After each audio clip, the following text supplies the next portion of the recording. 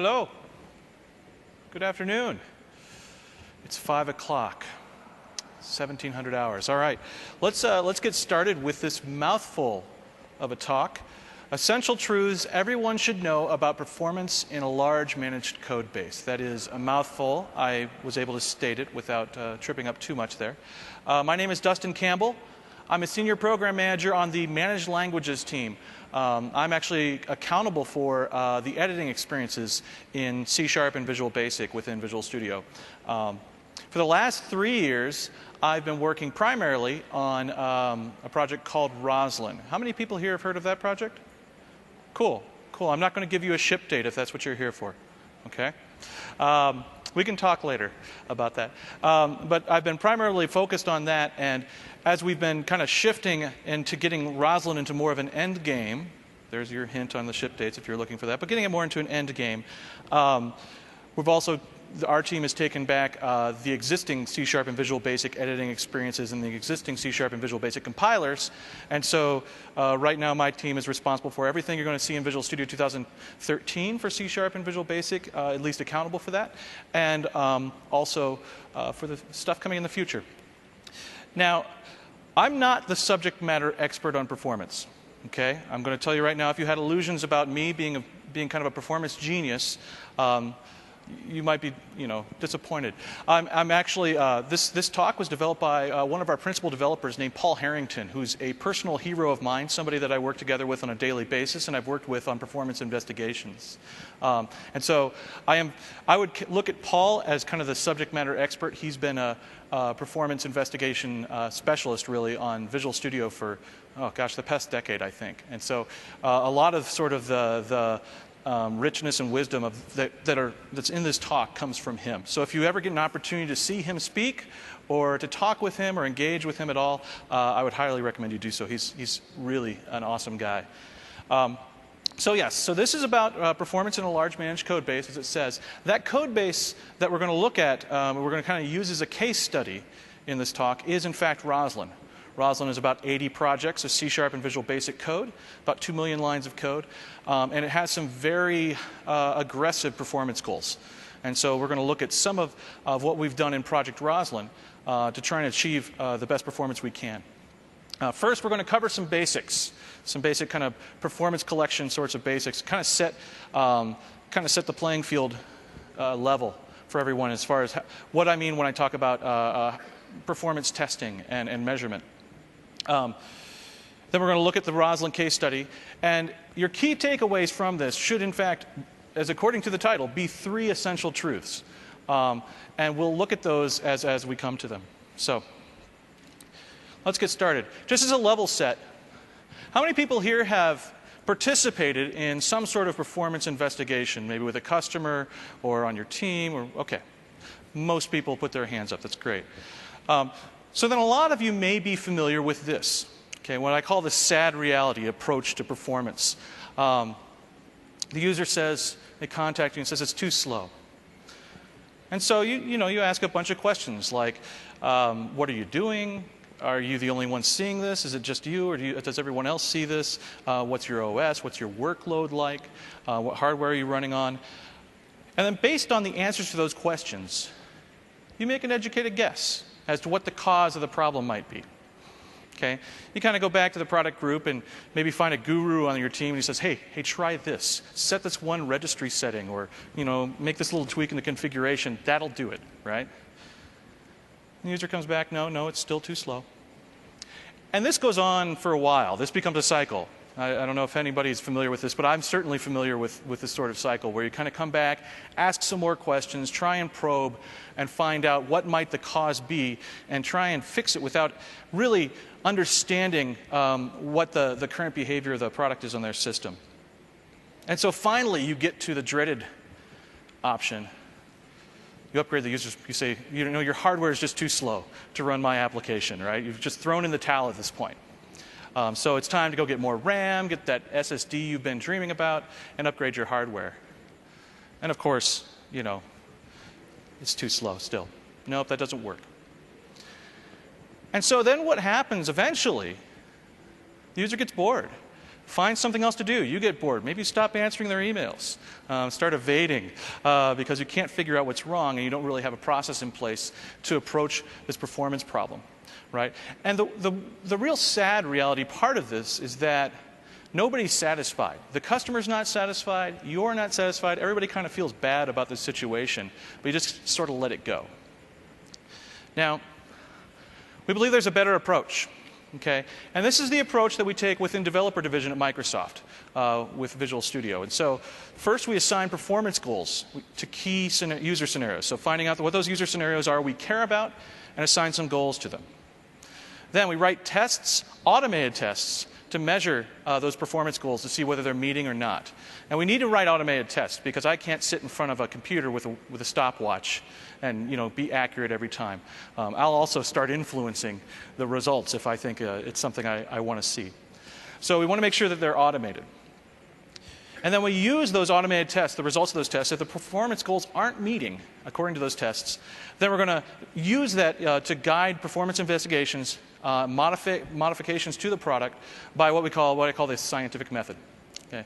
So most people here should be familiar with the scientific method. If you spent any time in school, you should be familiar with some form of the scientific method. I mean, first you formulate a question, and then from that you define a hypothesis, right? And make a prediction about that hypothesis in an experiment. You design the experiment, run a control group, run a candidate group, and analyze the results, and determine whether your hypothesis became true and can be accepted, or whether it's rejected and you need to go back to the drawing board. All right? Well, the scientific method of performance is a little bit different. It's similar, but it's slightly different. Really, the key difference is that you don't know what's slow yet, right? You don't really know what the problem is at this point. You just know that it's slow, but you don't know what it is. So at this point, you could guess, but that's just the sad reality, right? You don't want to get to guessing. You want to have some better grounding in what the current behavior of the product is before you can start making guesses at what, formulating hypotheses. So, we first measure the product. We measure the current behavior. And this might actually be on a product that's in flight. As we work on Visual Studio, we're constantly measuring our current behavior, the current performance of the product. And that's happening as the product is yet unfinished, right? And so, but we want to know what the current behavior is at any moment. We actually do this pretty regularly. We run our tests pretty regularly to make sure that we can also track performance that creeps in over time. Right? You get those kind of performance creep where things just start slowly going up over weeks and months, and you don't notice it. There's not really a spike. And so being able to track performance for kind of those spikes when somebody checks in and things just are on the floor and super slow.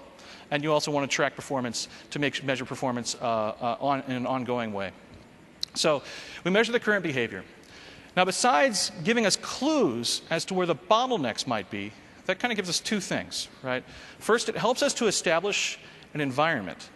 And what I mean by that is to define a set of environmental constants, like the hardware we're going to run our tests on, the number of cores, the OS, right? There might, in fact, be multiple sets of environmental constants, like a set for a low-end machine that might be single or dual proc, or a very, very high-end machine with all the really cool hardware and gadgets, right?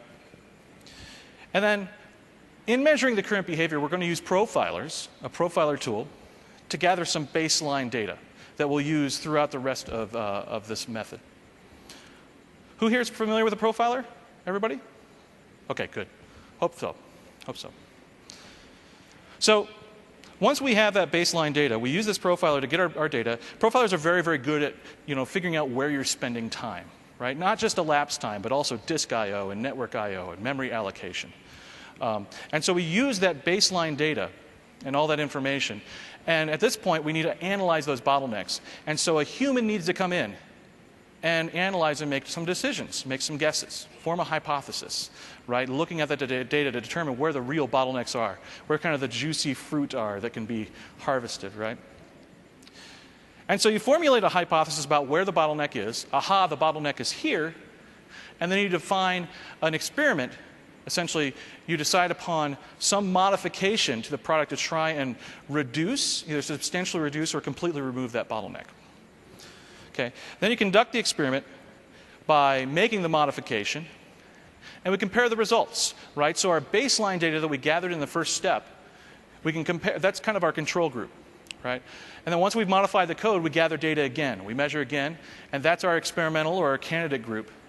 Then finally, we can analyze the results at the end and either accept or reject the modification. Now, it's very important, as I said, that these tests are automated so that no human can interfere with the results. I'm a human being, right? And I know you guys are human beings. And some of you may relate to this. I sometimes, when I'm trying to make a performance fix or something that I think is going to improve performance, I kind of want it to be the hero fix, the one that really solves all the performance and makes everybody really happy. And more often than not, that's not the case, right? Sometimes these are very incremental, and it's going to take sustained effort of changes in order to really improve performance. And also, in many cases, it won't work. You'll be rejecting your hypothesis. So what you thought was the bottleneck, in fact, wasn't the bottleneck. Maybe you're just, as we say at Microsoft, we have a saying where we call it peeling the onion, where you just take one peel off the onion, and nope, there's more work underneath. It's actually making things slow. But when that hypothesis is proven false, it often leads to important information to form your next hypothesis. Okay? So that's the scientific method of performance. And what this leads us to is our first essential truth. Okay? And the first essential truth is that profiles don't lie. Okay? You can speculate and hypothesize all you want, but if you're not measuring, you're just guessing. Okay? And the reason I like to use profilers is because profilers are very good at really pointing the finger right at where the problem is. Okay? If your problem is CPU bound, it's going to point the finger right at it. Right? If your bottleneck is disk I/O, well, your CPU is going to be sitting there with cycles free, and your disk is going to be saturated. Okay? And so, once again, if we're not looking at the profiles, we're just guessing, and that's that sad reality. Right? And I've just seen too many novice and really expert teams get caught up in that trap of just guessing, hypothesizing without having that good empirical scientific data. And also, essential truth number 2. So we get these right up front, right? Get the truths right up front. Good tools make all the difference. And the tool of choice for me and for us on the Roslyn team is a profiler called PerfView. PerfView is freely available. You can download it. It's built by one of the partner developers on the CLR named Vance Morrison, who's a very, very, very smart guy. If you ever get a chance to talk with him, he makes me feel sometimes very small, and he didn't intend to make me feel small. He's just very, very, very, very intelligent. And he's built this tool that we find it really just to be the most, one of the best tools for getting all of this sorts of data. Let me flip over to my laptop. I'm going to do a quick, just kind of show you PerfView. This is not meant to be this talk is not meant to be a PerfView demo, really, or a lot of PerfView demos. I want to talk about performance, but I want to show you PerfView to give you a sense of how powerful this tool. How many people actually have seen PerfView before? Okay, not a lot of you. Great. This would be information for you then. All right, so I'm just going to bring it up, and so this is PerfView. It's I do want to point out that it is particularly what I would call developer art, the user interface. It's not exactly this is not going on the Windows Store at any time soon, but it has extensive F1 help. So if you're trying to get involved in using the tool or trying to get to the start of it, there's documentation everywhere. It almost becomes distracting at times. But if I press F1, this gives me how to get started. There are actually over here there are links to tutorial videos that will take you to the site where Vance Morrison actually narrates screencasts of how to use the tool. And there's F1 help literally everywhere on every option. So PerfView is it's built on a technology called ETW, Event Tracing for Windows. Just kind of a quick show of hands on how many have actually spent any time with that? Okay. So this is actually something that was built into Windows, I believe, as early as Vista. It might have been in Server. Was the earliest point it was in the Windows product. But what it is a tracing system that is actually built from kernel all the way up to user mode. And a lot of the Windows subsystems are instrumented with ETW, with events for ETW. And it's kind of now the technology that all of the performance and profiling, or most of the performance and profiling tools at Microsoft are kind of converging around. One of the big benefits of it I find is that it does machine-wide profiles.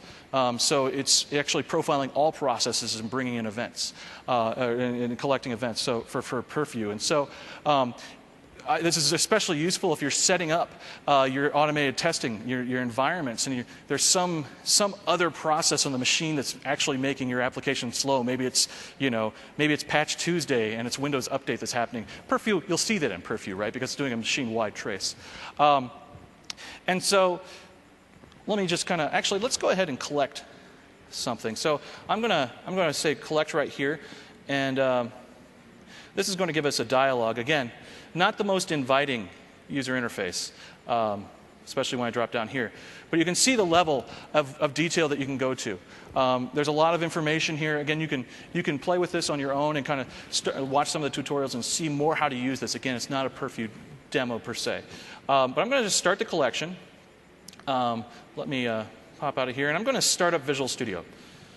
All right, this is Visual Studio 2012. I'm going to open a solution of a demo I have for a different talk. And that causes the Test Explorer to come up and find some tests. And then we're going to go over here. Now, all this time it's been collecting. I'm going to stop the collection. And now Purview is going to start working on processing those events that have come in. And as soon as it's ready, there we go, we have a whole series of reports to kind of look at and see the information that's coming from Purview. So, for example, I can look at, this is just a basic kind of information about the trace and the number of processors on this machine and the amount of RAM. Obviously, this is a kind of a beefy laptop. And then there are all these other kind of stacks, stack views across the CPU, disk I/O, GC heap, all sorts of valuable information. So I'm going to bring up the CPU stacks, and again, this was machine-wide, right? So you see all the processes represented here. I'm going to actually look at all procs. And this will give us all the top running call stacks across the machine while we're collecting. So let's just click on the CLR here. And you can start to drill in and start seeing some of the information that's available to you. Now, I'm running with NGen symbols right now, so we can't go too far, but we can at least start drilling in and seeing some of the things coming up from Visual Studio, right? There's the extensibility hosting in Visual Studio, which uses MEF, the Managed Extensibility Framework. And you can see right there, there's the test window, actually using MEF to pull in what I had in that project was the XUnit test runner, right? So just kind of want to demonstrate just very quickly, sort of the power of Purview and how much you can get out of it. It really provides a ton of information. It's kind of ridiculous. It is actually ridiculous. It's laugh-worthy. It's so powerful. All right, and it really does. One thing I really like about Purview is that it does a really great job of pulling together both the collection and the analysis of ETW traces. So once you've collected a trace, you can go and you can pass that around and you can pull it up in Purview and analyze it later. And so it's very useful. We have tools at Microsoft, in fact, that will collect ETW traces on users' machines so that we can perform some deeper analysis if a customer is having problems. Okay. All right. There's the demo. Okay. So let's talk about Roslyn. Again, there were a handful of people, actually about half of you, I think, that had kind of said you'd heard of the Roslyn project. And so let's kind of just drill in. Roslyn. Roslyn used to be called Compiler as a Service. I've actually started to push away from that name because as a service means something different these days. Because Roslyn is not really about building some cloud-enabled compiler. We're not compiling your code in the cloud or anything like that. Instead, what it really means is we're rebuilding the Visual Basic and C# compilers and the Visual Studio integration for C# and Visual Basic, called the language services up there, in managed code, in C# and Visual Basic. Right? So, and that's from soup to nuts, from the compilers all the way up to IntelliSense. The as a service part comes in, and why we called it compilers as a service is because compilers typically are black boxes, right? They're really kind of a pure function if you think of them. You put in inputs, and you should always get, the same output, the same generated code out of them. But all of the work that it does in between to figure that out, building up all the analysis that it does over the source code and over the metadata, just gets thrown away, right? And so we want to build public API surface on that, so that tool vendors, extension writers can access that information and build a really rich ecosystem of tooling around C# and Visual Basic. In addition, Roslyn is working on, partly because we have these compiler APIs and we're building this richness in, we're introducing new features into the product and new experiences with Roslyn, into the C# and Visual Basic editing experiences. This is a really key goal of Roslyn, is to kind of bring kind of a next generation IDE experience to Visual Studio. And so introducing things like, new code refactorings, because we haven't shipped one since Visual Studio 2005 in C#. Code issue detection, code smells, and those sorts of things. Also, the C# interactive window, which many people are familiar with when hearing about Project Roslyn, because Anders has demoed that a couple of times, I believe, at PDCs and builds past. So these are some of the experiences that we're working for in Roslyn. If you want to read all about it, you can go to mstn.com/Roslyn and read all about it. Okay. But I want to talk about performance and what we think about with performance on Roslyn. So our key performance scenarios, really we break into two parts. There's compiler throughput, okay, and that's just what it sounds like. It's the batch compile, the full kind of benchmark of compilation. How fast can we build your C# or Visual Basic solutions, right? So what we do is we build very, very large projects. In fact, today, Roslyn can build the entire dev-div source tree of C# and Visual Basic, which is large. There's a lot of code there. We can build that entire source tree, and we'll use that and compare that benchmark with the old compilers, which is a challenge. The old compilers are written in native C++. They've been hand optimized for years, and so it's a challenge to get there. One of the cool things about Roslyn is that, and you'll see as we get deeper into this, especially in the IDE, is that we can take advantage of things that would be very difficult to retrofit onto the native compilers today. Things like, compiling method bodies in parallel, for example. It would be very difficult to put on the native compiler. And so today, depending on your environment, the Roslyn compilers are faster than the native C# and VB compilers, the old ones. Depending, again, on your environment. If you're on that single or dual proc machine, that might not be the case, but as you increase your number of cores, Roslyn starts to edge to win. Now, the other chunk of these are the IDE responsiveness tests. And these are the ones that I think are really interesting. Because when we get this wrong, you guys really feel it, right? And we're talking about when you press a key in the editor and nothing happens, right? Nothing comes on the screen. There's no keyboard echo on the screen. That's when you guys send me hate mail. You hate me personally for this, because I said I was responsible, right? And so the IDE responsiveness, we actually look at several different scenarios. Things like typing in IntelliSense, right? So that's your basic keyboard echo, right? Making sure that when I press a key, it appears on the screen very quickly. When there's an IDE experience like C# or Visual Basic, there's a lot of features that can get in the way of that happening, right? A lot of features that are trying to perform some computation and provide some help to the user. Things like the completion list, signature help that pops up, automatic brace completion for Visual Studio 2013, formatting, all sorts of things that happen. Now, and so we want those to be kind of in the immediate class of responsiveness. We want to make those within the 50 to sub 100, sub 50 millisecond time frame. And that's the goal we associate. These kind of break down nicely into kind of some responsiveness categories. The second one, navigation and search. These are things that we think, this could be a second or 2 seconds. It doesn't have to be that near immediate response that you need from IntelliSense while you're typing. But things like go to definition or find all references, or even, showing the generate method stub smart tag, for example, falls under this category. And then there are scenarios that just take a long time. They're very long running. Things like diagnostics, like finding all the syntax errors, finding all of the to-do comments across your entire solution. Those are long running, and as a user, you're okay with them taking a little bit longer. They don't need to be there immediately because it takes you some time to even get over to the window to see what's there.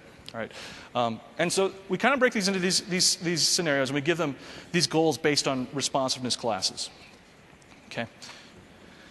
Now, the performance characteristics of Roslyn, well, for compilation, it's probably pretty obvious, right? We're gonna have that compiler pipeline where we're gonna bring in source code and metadata. We're gonna read all that in, parse it, we're going to build up some in-memory data structures. We parse the source code into what we call syntax trees.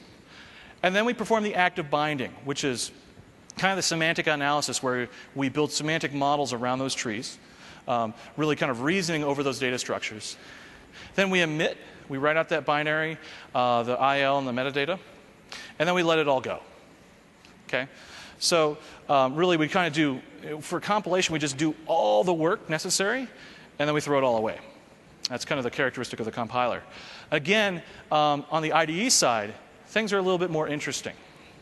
All right, so for IntelliSense, we use the same in-memory data structures that come from the compiler that we use during compilation, but we only use pieces of them. Right? So if I'm typing in a single line comment right in the middle of a method body, I'm not going to use the entire tree or even realize the entire tree or the rest of the files necessarily to show some form of IntelliSense. Then the data set that IntelliSense might use is mostly unchanging. Again, go back to thinking about typing in a large file in a method body. Most of the world around that method body is not changing. The method body itself is changing, but the references, the metadata references, they're not changing. The rest of the source files in the project, other projects that reference this or this one references, they're not changing, right? And so what we end up in in the IDE, we tend to build things up incrementally, right? So Roslyn has a model of building up immutable data structures. These in-memory data structures are immutable, and when we make changes, because those changes are very small, we don't realize the entire snapshot. Instead, we incrementally produce new snapshots on top of the old one, right, with those changes. Now, another characteristic of the IDE is that there are more queries than there are updates, right? So when I press a character in the editor, that's going to cause an update to the models, right? Producing a new incremental snapshot. But there are far more queries that are going to happen. For example, the colorizer is going to come in and decide, oh, do I need to colorize something? And so it's going to ask some questions of that snapshot that's already there. IntelliSense is going to decide whether it needs to come up. Does it need an error squiggle? There's a lot of features that come in and make those queries. So that's another characteristic, is that because we have this immutability and we want to make these updates incrementally, those happen much slower than the actual questions. So we want to make sure the questions are fast. Getting answers to those questions are particularly fast. Another characteristic is that we can speculatively do a lot of the work, especially for the long-running things like the semantic analysis to show an error squiggle. For example, we can do that asynchronously in the background. We use async tasks from the .NET Framework to do that. And when we use these, one of the things that we have to be very careful of is now in the IDE we become managers of tasks, right? We need to do proper management of those tasks. And often that means making sure that we're never blocking on that asynchronous work on the UI thread, right? If we can help it. There are cases where we can't help it. And it comes back to IntelliSense. IntelliSense is kind of a finicky feature where when I press the first identifier character of a word, we want to start computing IntelliSense asynchronously. And as you type, that asynchronous computation is still going on. But as soon as you hit a commit character, a dot or an open parenthesis or a space or something where it needs to say spit the entire identifier, if you've only written a partial identifier, we need to wait until the computation is done so we can figure out which identifier to spit, right? We need to make sure we insert the right text into the editor. So that's a place where we have to block, and we have to tune around that behavior. All right. So as we've been working on performance in Roslyn, and I'm going to kind of give it a little apology for those of you that have played with Roslyn. The last community technology preview we put out was in September. And I would say it was about September that we really started to get very, very serious about performance investigation. I mean, we needed to get certain things kind of done before we could do that. And we were doing performance investigation, but we really doubled down on it in September. So your experiences may not be as fast as they are today. But as we've started to really deeply investigate since September, we have some observations. First of all, we're rarely CPU bound, meaning very rarely are we actually wrapped up in the work of doing a computation. More often, we might be I/O bound, right? Because we need to read in source code, we need to read in metadata, or actually emit to disk. But most of our CPU time, our delays on the UI thread, are actually spent in the garbage collector. Okay, and I can read your minds right now. You're thinking to yourselves, oh no, the garbage collector is slow. Why in the world did I pick this .NET thing in the first place? Right? It's okay. The garbage collector is not actually true. The garbage collector is incredibly efficient. The problem isn't in the garbage collector's efficiency. The problem is that we're allocating like crazy, right? So the garbage collector has so much work to do that it's forced to block the UI thread to get that work done, so they can get memory down to a meaningful baseline, right? And so CPU time spent in the garbage collector actually indicates an allocation bottleneck, right? And so allocations matter, and a lot of the work we've done in the past 6 months to improve performance has been to reduce our allocations. Using that scientific method that I talked about a little bit ago. We've been using that and kind of incrementally improving things. And you would be amazed. The numbers that we've seen, we've dropped literally in tests where you're typing for a minute, we've dropped as much as like 6 gigabytes of memory allocation that can occur. It's amazing how much can happen when it's just unbounded and unchecked. Especially in something like Roslyn, where there is so much data, and it scales linearly to the size of your solution. So when you're trying to type in a large solution, you find yourself allocating a lot of memory. So reducing allocations is really, really easy with Purview, okay, at that level. In fact, it's kind of like the sort of thing where Paul has told me, he's like, I get to do this? This is ridiculous that they pay me to do this job. I mean, because Purview, you just fire it up, and it says, oh, the bottleneck is right here. It says, okay, well, let me go look at that code and fix that bottleneck and move on to the next thing, right? And so you can, and through some sustained work, you can make those sorts of changes and just kind of reduce bottlenecks like that, allocation bottlenecks, and improve performance. But really, it's kind of the bigger changes where you take a step back, look at data structures, decide whether they're actually needed, right? So that you want to try and solve the problem, in this case, of not allocating anything at all, right? So are the data structures actually needed? Are all the fields in those data structures needed? Could they be lazy, where you have placeholder data that's computed on demand? Perhaps you take a look, another step back, and you see that two systems use very similar data, and they could share that data instead of both of them computing it, right? And so these are cases where you can make kind of bigger wins in the system. And so that brings us to our third and final essential truth, and that is allocations are king. Time spent in the garbage collector will harm responsiveness, okay? And so I have kind of a memory model up there that we use to kind of understand sort of garbage collection delays. Really, the average delay of a garbage collection is essentially it's your allocation rate. It's the product of your allocation rate and the size of the GC managed heap. And you can kind of correlate that with, your allocation rate is kind of how much you're allocating is affecting how many times the garbage collector is going to run, how many garbage collections are induced. Right? And the size of the managed heap affects how much that collection is going to cost in time to perform. Right? And so this is just kind of some rough math to figure this out. And the corollary is to allocate less. Allocate less often reduces the collection rate. Right? By creating smaller and fewer long-lived objects, we reduce the heap size. And so we can use those two in tandem to really to address kind of allocation problems. And really, Roslyn's problems have been about allocations. Okay, and so let's dig into some of these.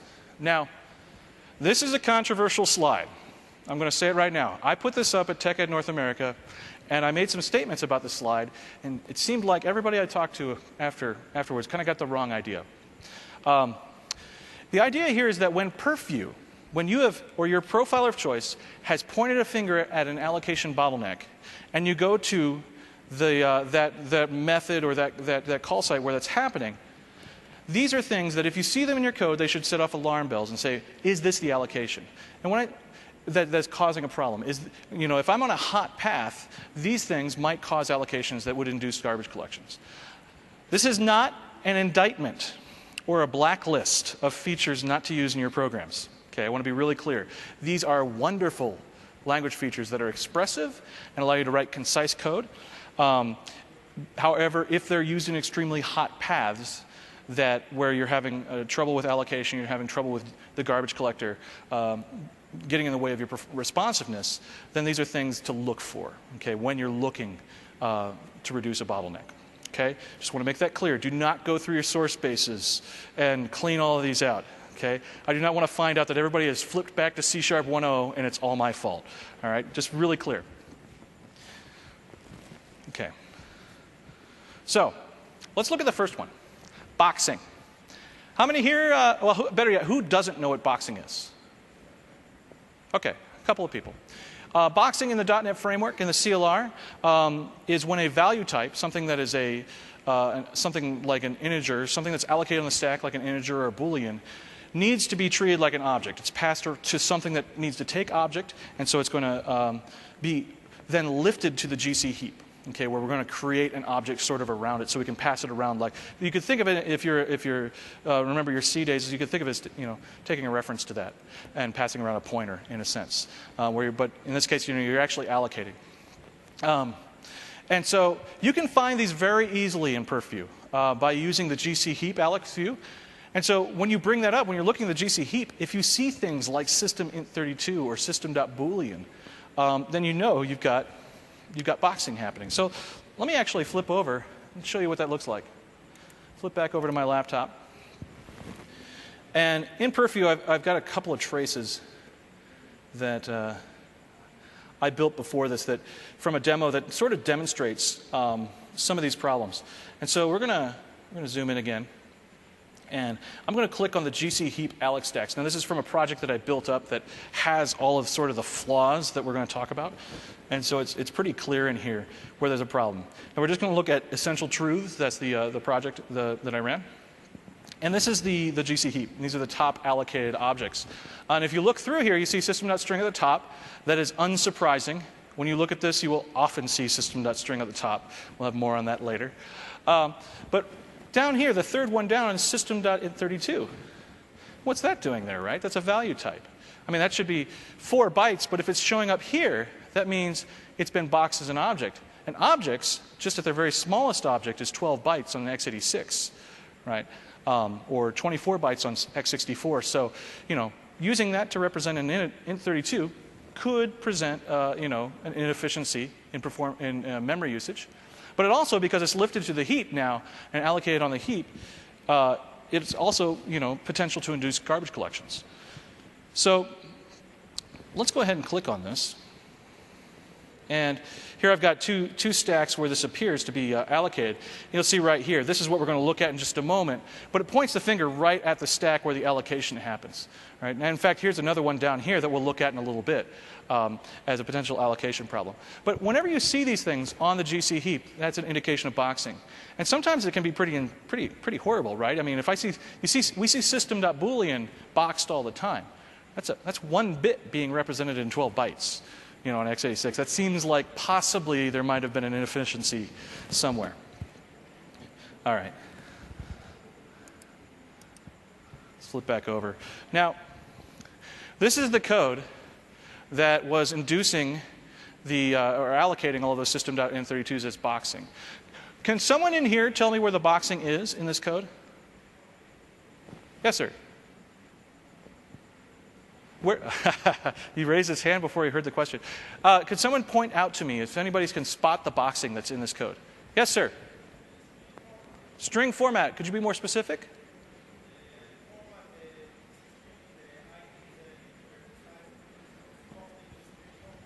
Great. Perfect. The ID and size are ints, but because there is no overload of string.format that takes string int, the compiler selects an overload that takes string object. And so ID and size get boxed. Okay? It's not horrible, but again, if this is in a tight loop, if this is called very frequently, this could be a problem. Right? So the fix, right, is this.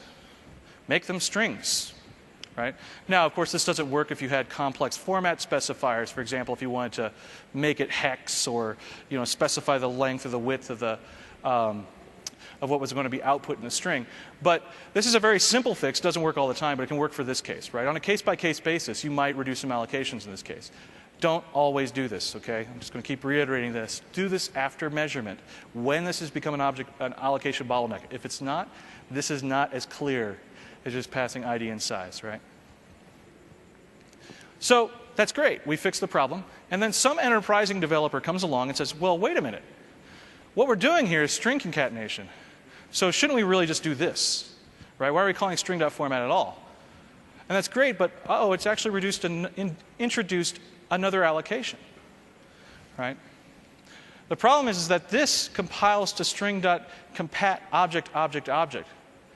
And there's boxing involved because of the char that's passed as the colon, right? So this is the problem. This gets boxed.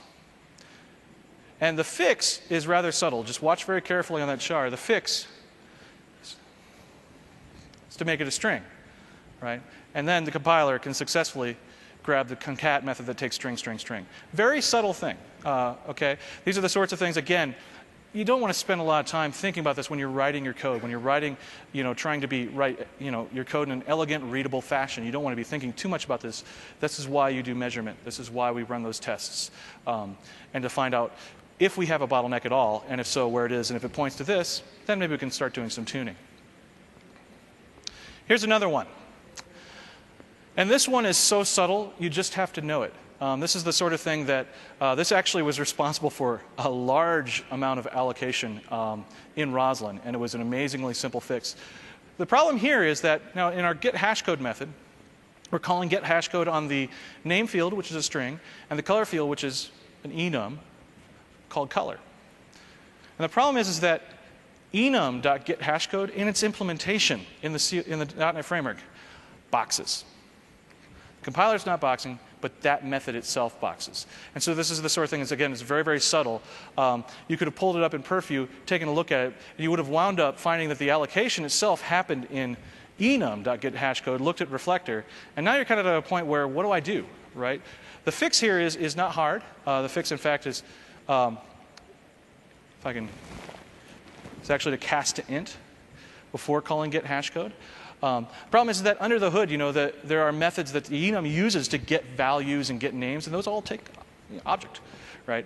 And it's because there is no kind of superclass of enum. The enums themselves don't really, as they're represented in the runtime, kind of descend from enum. And so it becomes a problem where you don't have a virtual method that you can call. And so it winds up being a little goofy the way it's implemented. And so you just have to know it, unfortunately.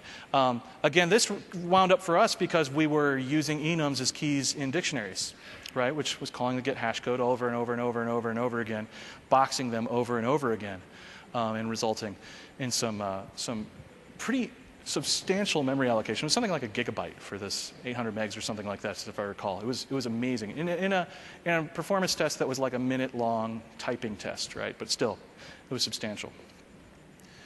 All right. Next, string manipulation.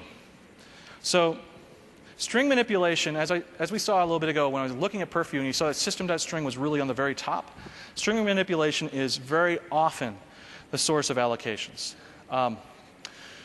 Most applications allocate strings in some form. And you could bet Roslyn has a lot of it, right? Because we're dealing with source code.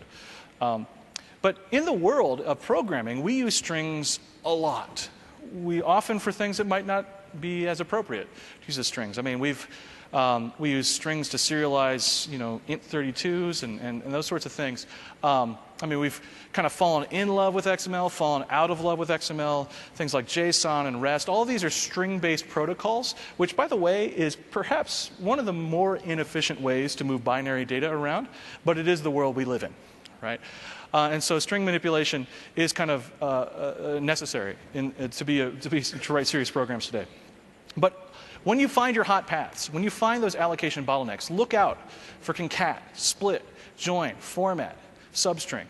Right? These are things that produce a lot of allocations themselves. And even string builder doesn't help as much as you think, right? Because at the very end, you're going to call toString, and that's an allocation, right? The string builder itself is an allocation.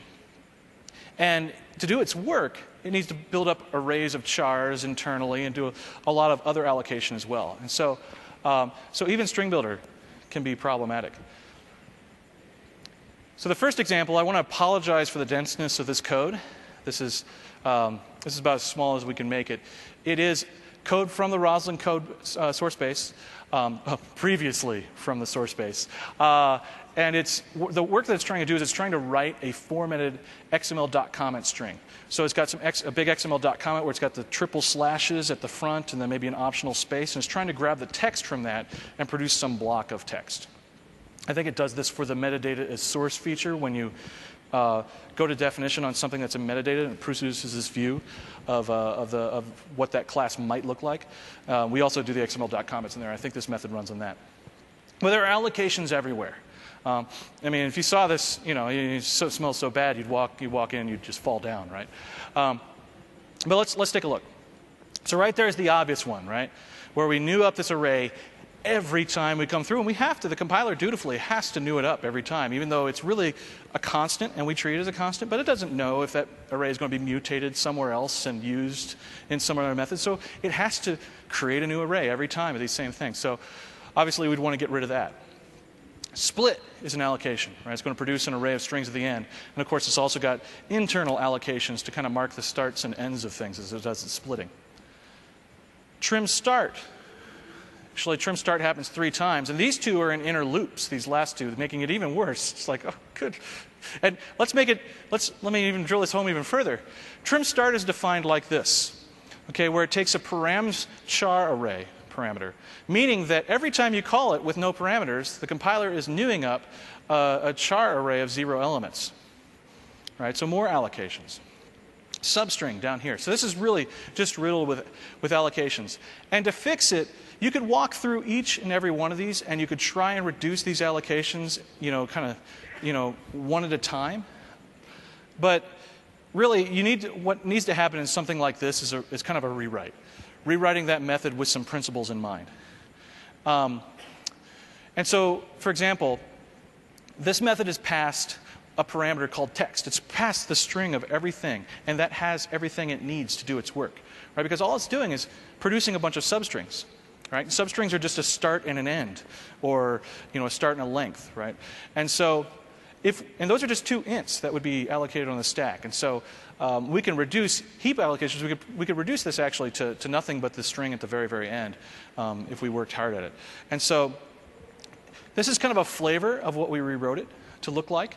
And so we have methods like the top one where we find the first index, the index of the first non-white space character, where using a way to walk through the characters in the string and doing without any allocations, right? Or a method like the trimmed string starts with this prefix, right? Again, using that index of first non-white space char and then searching for the actual prefix.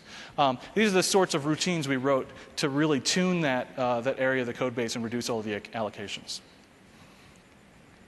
Now on string builder, so imagine this is called a lot. And what this is, again, this is something that is very similar to some code we had in our code base. And it's for generating a full type name, where you need to add arity, you need to add your angle brackets for arity if I'm going to produce a type name. And commas, you need to append commas to it and that sort of thing. And so it used a string builder to do this because it was going to be adding and building up some string at the end. The problem is though, there's 2 allocations here. There's the allocation of the string builder, and then there's the allocation at the end, right? The toString. Not to mention the hidden allocations that happen within string builder to do its work, right? And so in a case like this, especially with something where you're using this and you want to apply some caching, even a pool of 1 item is an acceptable cache. And so we would cache this something like this.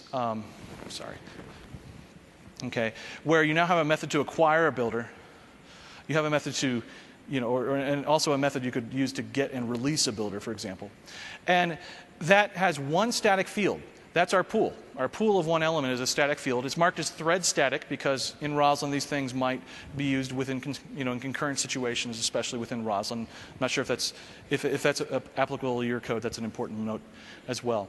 And you would use it something like this, where you'd acquire the builder, you'd use it as you did before, and then you'd release it, right? And so you've just got this 1 builder, string builder that you're holding around per thread to do that work instead of allocating every single time.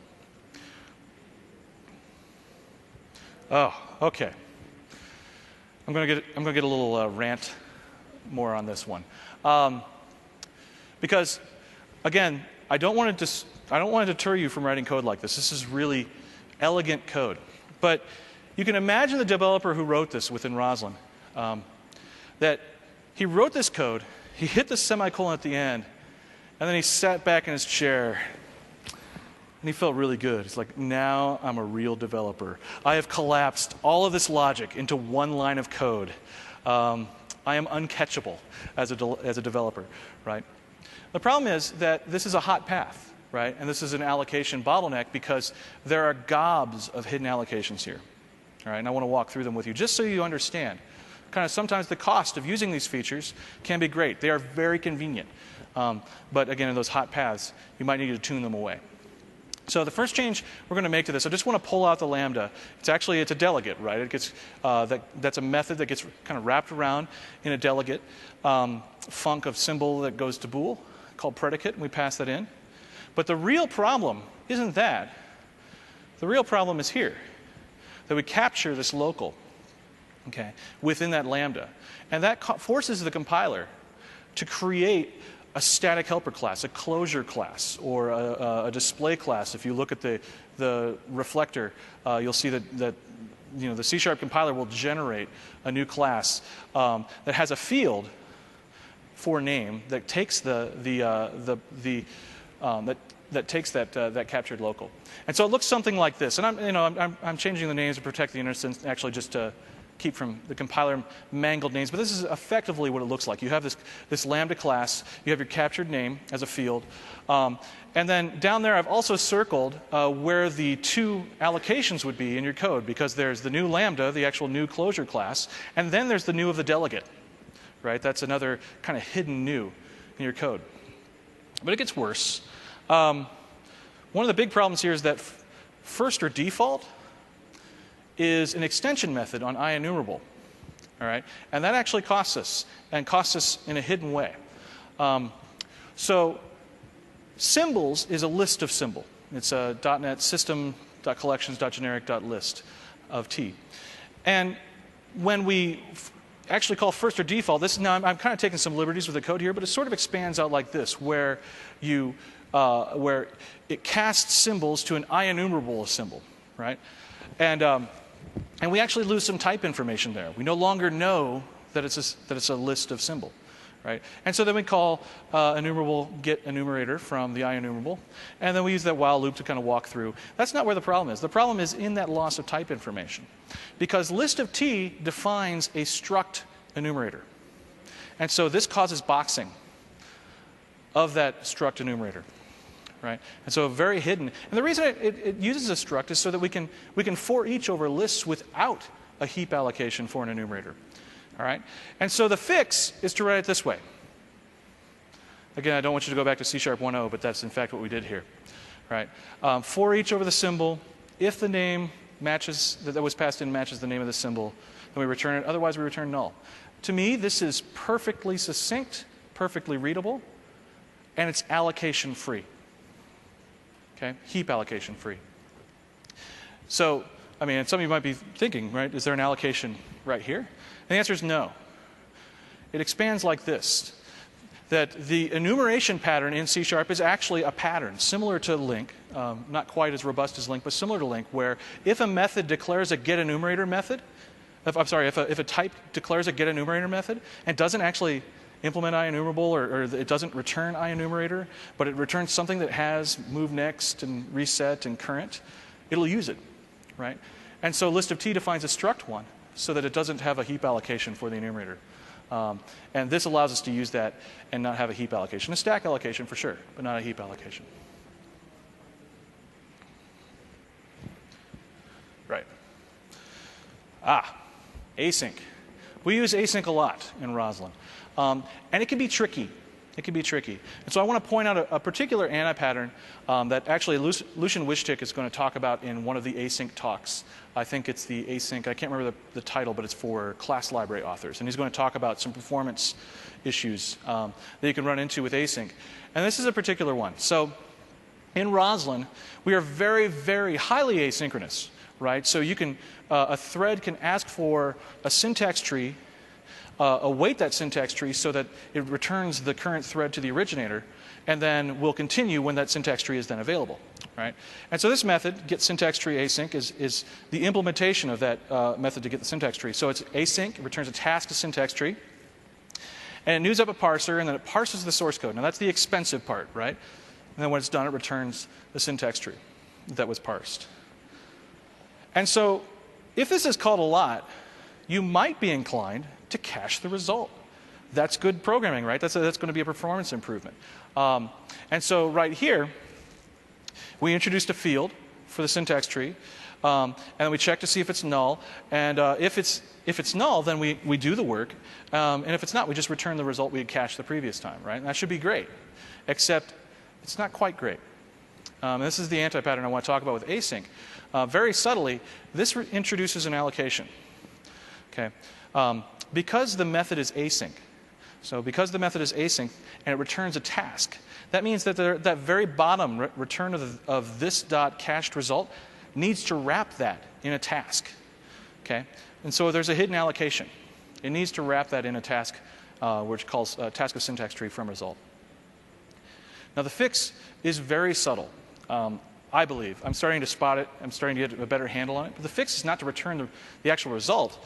The fix is to return the task, right? And so we rewrite this to look something like this, where up at the top, there's the async method, or rather in the middle, at the top of the compilation class. But it's now private. Okay, it's the same method that it was in the first place, but it's now private. And then down below, we have our cached result, but that's now become a task of syntax tree instead of just a syntax tree.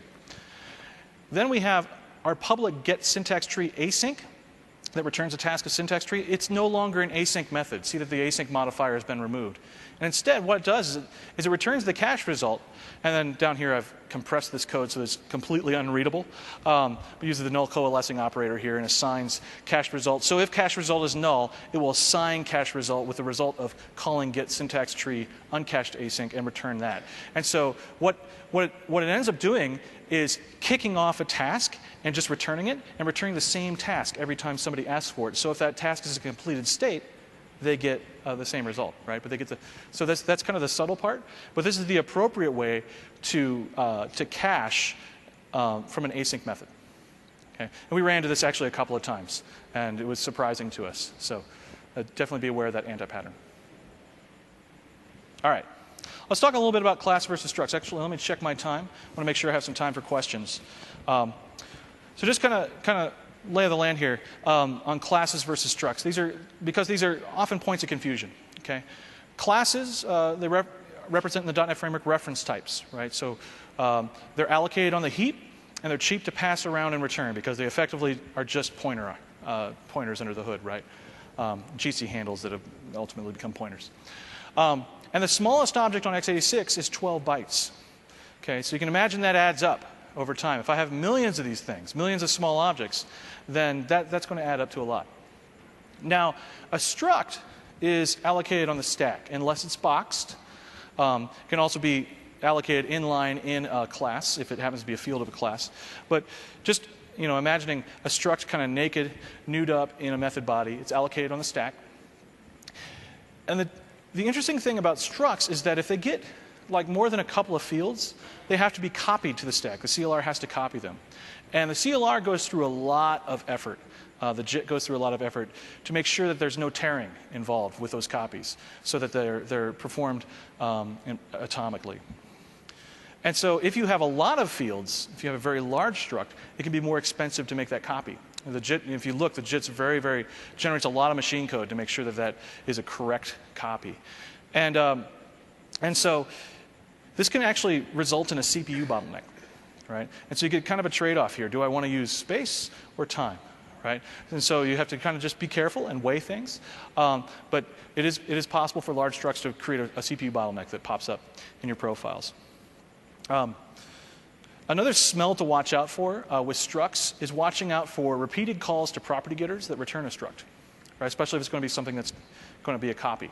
Okay, so small things like 4-byte things like int32, they're not going to be a problem. But we have in our case in Roslyn, we have this struct called a text span that has fields that point back to some text, and it's got an offset and a length into it. And we have many properties that return text spans. And so if in a method body we simply access that text span property all the time, it's resulting in multiple copies all over the place. And the fix there is to actually just hoist that into a local variable, right? Call it once and then use the local variable. Okay, so just to be watching out for.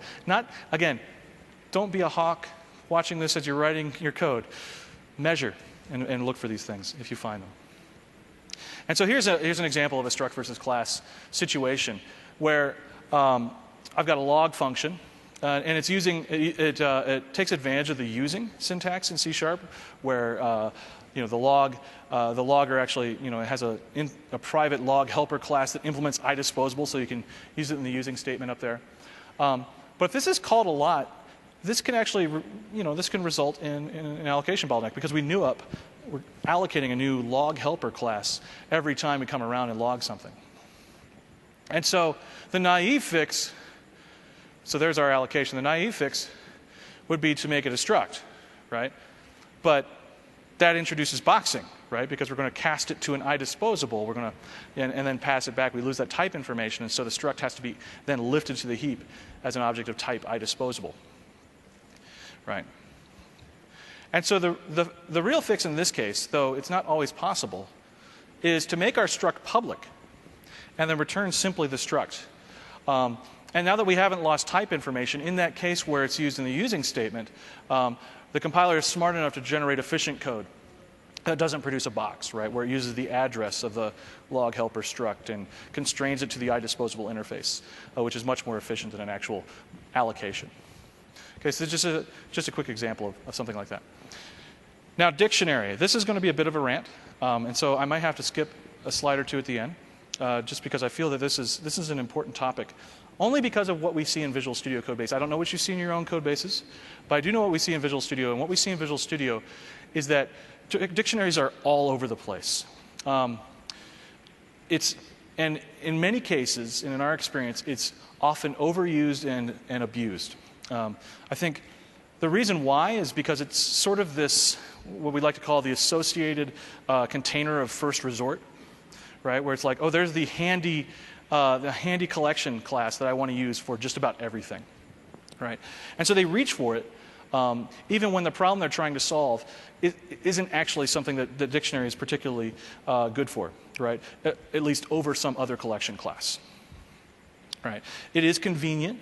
It's generic, so I can put any type in it. It just works. But it's efficient for most uses, right? But the real problem here is that an empty dictionary, a dictionary with no elements, has 10 fields, which amounts to 48 bytes. Just an empty dictionary, right? It used to be 11 fields and 52 bytes. We got one removed in .NET 4.5. But the real sad thing is that you're allocating all of that memory for this dictionary just to get constant insertion and constant lookup. But the vast majority that we see, at least in our product, are empty or have one element, right? And so when you have one element, it seems a little contrived to call get hash code to find it. Just going to go out on a limb and say that. And so what we've seen is just kind of this general abuse where dictionaries are really good at large collections when you need constant time insertion and constant time lookup, but that's just not how they're used. Sometimes they're used really just for the lookup, right? Where you have one building kind of phase where you build up a dictionary and stuff a bunch of data in it, and then it's pristine and it never changes, and you just use it for constant time lookup, right? And there are other data structures you could use for that as well. So it's not really very good at some of these things. And so there's the problem. The real problem with this is that there really isn't a very good alternative today in the .NET framework. Not today. Hopefully there will be something in the future. But right now, you kind of have to figure out what you want to do. And often, an array is totally reasonable, right? Log n lookup on a sorted array, you're never going to notice until you get into, upward bounds of, well over single-digit number of elements, I'll tell you. And certainly probably, not until you get like more than 100. It doesn't matter, right, in your application. And so just kind of encourage you guys to think about when you're using dictionary, or in Roslyn when you're using concurrent dictionary, which has even more allocations to allocate arrays of sync objects for every processor on your machine. It allocates, synchronization objects like the ones you would use in a lock statement, just to be empty, right? Just to kind of pre-allocate a bunch of that. Just encourage you to think about the collections you're going to use. Think about if it's the right choice, especially if you're getting into kind of allocation bottleneck space. And one type to look at if you're interested in kind of getting some inspiration is WPF's MS Utility Frugal Map type. This is actually not public. It's you'd have to use .NET Reflector. Yes, I told you to use .NET Reflector to look at this, or any of the other alternatives out there. But it's much smarter about how much it allocates in order to represent its contents. So if it's empty, it's just null, right? You can't get much better than that. Or if it's one element, then it's that element, right? And as you ask for more elements, it produces new instantiations. It essentially produces new versions of itself, right? There's a version that is like a map of 3 elements, and then a map of 6 elements, right? And then eventually, it gets to like just an array, and it's not even sorted, right? But it's fast enough in most cases. But most importantly, it's memory efficient. Right, and so that's something to look at for inspiration if you're kind of dealing with the dictionary conundrum. Oh, this is more trivia than anything, but again, this is another case where you might have allocations that are in the .NET framework that you're just not aware of. So this is how read byte is implemented, and it just seems kind of silly to me, right? You just want to get back a byte, so of course it's going to new up an array of one element to get that byte and pass it to the read method that takes a buffer, takes an array of bytes. And of course they made it virtual so we can override it, right? That's great. But yeah, perhaps not the best solution. So this is again something to kind of watch out for. You can actually fix this by overriding it and specializing your stream class that you're using. Caches. So these are just kind of some bits at the very end to think about. So a cache without a discard policy is a memory leak. Right? If you introduce a cache in your system, and usually we do that with dictionaries, right? We build up some dictionary of lookup values, and you don't have a policy for discarding data from that cache, you are simply an unbounded memory leak, right? If you are asking for a sufficient number of values, right? This is actually something you see crop up in functional programming with a memoization pattern, where it'll just be some unbounded map that keeps growing over time as it's returning values, and there's no discard policy on that. And that policy could be, it could be time-based. Maybe it's a day, maybe it's an hour, maybe it's a week, and we kick out data out of the cache. Maybe it's size-based, right? Where it won't hold more than X number of bytes before it starts kicking out things. But as you're thinking about building up caches in your systems to, again, it's a typical time-space trade-off. You're intending to improve CPU efficiency. Be sure you're not increasing the amount of pressure on the GC by holding on to too much by creating kind of an unbounded leak. And the last thing, this is something that's, again, this is more case study stuff from Roslyn, something we've run into a lot, but it's thread pool starvation. And I can't go into a very detailed explanation if this doesn't mean much to you, but watch out for thread pool starvation when you're using tasks. And you'll know it if you're still making forward progress in your application, but it gets very, very slow. And what happens is that you can have the UI thread blocked on asynchronous work, and the thread pool is full of work, and there's nothing else for it to give a thread. There's no threads to give to that work. And so the thread pool has an algorithm that's tuned pretty good for desktop machines. It was designed originally for server applications in ASP.NET. But it has an algorithm for determining whether it's going to finish work, right, if it's going to make any forward progress on it, and when to go ahead and create a new thread. And generally that ends up being about once a second. It will create a new thread. And so though it's not always easy, the fix here is to always await, right? So that the thread can be returned back to the thread pool and only continued when the value is there, right? This is kind of one of the core pieces of async. But you can get into cases where you have chains of tasks, and this is where we've seen it in Roslyn, where you have a chain of tasks where all of the asynchronous work is waiting on some other piece of asynchronous work, it's waiting on some other piece of asynchronous work, and it's all looking for the thread pool, and the thread pool is all full. Okay, so it's really hard to detect, but it is something to be aware of, and it's that critical thing of, when you want to spot it, it's that your application is making forward progress, but it's very, very slow. And you can use, there are tools in Visual Studio to kind of try and detect this, like the parallel tasks and parallel stacks windows, but it is very hard to diagnose. So I just wanted to point this out because it's been a kind of a core issue for Roslyn.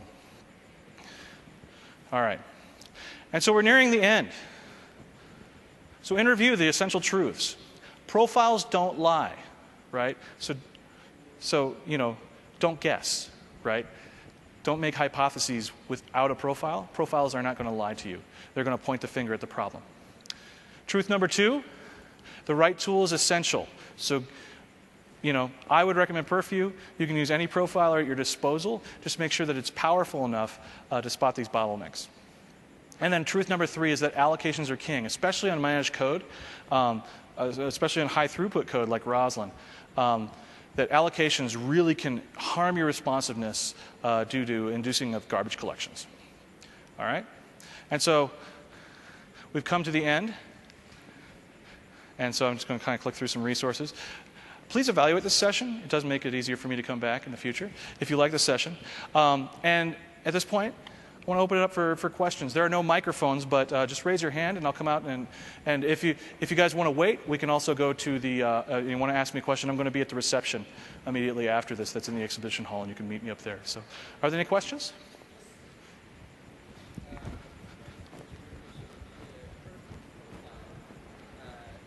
Example in an IIS application. Does it have to do an IIS The question is, the question is in running Purview in a situation where you have IIS, where you're trying to profile an ASP.NET application or something, and does it need to cycle the application pool? The answer is no, because it's not attaching to a process, right? It's collecting events through the event tracing for Windows system, and so it's process, it's machine wide, and so no, the answer is you don't have to do that. It'll collect everything. If you're sending out events, it'll collect them.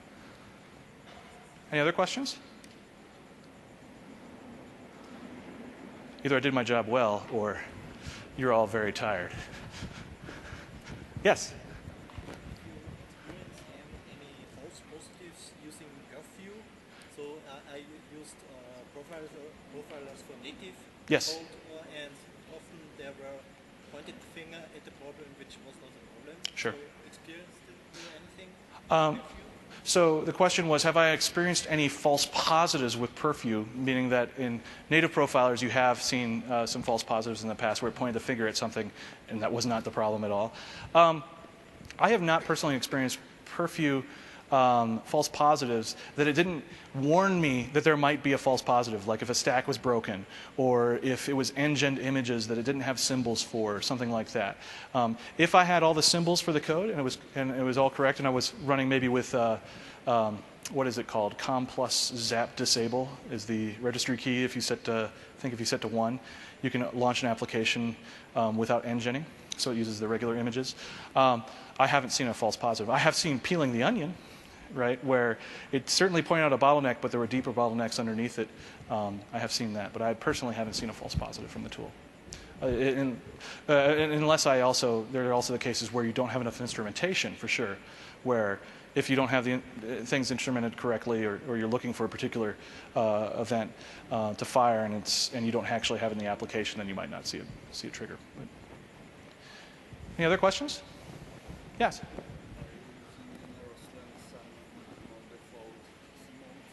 Are we using in Roslyn some non-default GC modes? And you are an advanced bunch, aren't you? The answer is yes. There is there's a mode coming in .NET 4.5.1, and I'm trying to remember what it's called. But it has to do with turning off. It's a flag that you can set on the GC class that will disable blocking Gen 2 collections for a period of time. And so we use that during typing in Visual Studio right now in Roslyn. So if we have some long-lived objects, we don't want those blocking Gen 2 collections to invade your typing. And so we'll wait till an idle period and we'll set it back and let those GCs happen. So Yes, we are, but we're using it somewhat cleverly tuned to our application specifically. So I can't remember exactly what it's called, but there is a GC mode that we're trying. Have we seen problems with that? No. No. My understanding is that it was designed for applications that are running, like, for example, stock market sorts of things, where they have machines with like unbounded RAM, right? And so they just let them run all day without GCs at all, and then at the end of the day, they just shut them all down and just, okay, all night we'll just collect. So very specialized applications it was introduced for. Yeah. All right. So I think we're about out of time, but one more? As far as I understand, Rosen runs within Visual Studio, right? Sure. Does it mean that Visual Studio will be 64 bits or it will stay in 32? Well, that was a big jump. So the question is, Roslyn will run inside of Visual Studio. Does that mean Visual Studio will be 64-bit? That is a big jump of logic, sir. You're assuming that Roslyn is larger than the existing language service in its allocation, which I do not believe it really is. Because one of the things that Roslyn will be doing is replacing the existing language services and the existing language models that we're already building up to drive IntelliSense. And so that memory will be moving out, and Roslyn will move in. There are cases, though, where we are using Roslyn actually in Visual Studio 2013. We're using it to drive the code information indicators, the references part of that. And because of that very problem of Visual Studio being a 32-bit process and not wanting to bloat that memory so much. Because as soon as you get C# in there, and if you had Roslyn in there trying to do this analysis for find all references for that code information indicators, and then say you installed a third-party tool like a ReSharper or a CodeRush or Just Code or any of those tools, and now you've got a third language model going, and Visual Studio just falls over. We wanted to avoid that, and so we actually put it out of process, the analysis for the code information indicators in Visual Studio 2012. Probably pull it in process, though, when we're in the box at some point. So then to take the leap of logic to your ultimate question was, will Visual Studio be 64-bit? And the answer is, not today. So, all right. Thank you very much, guys. I will be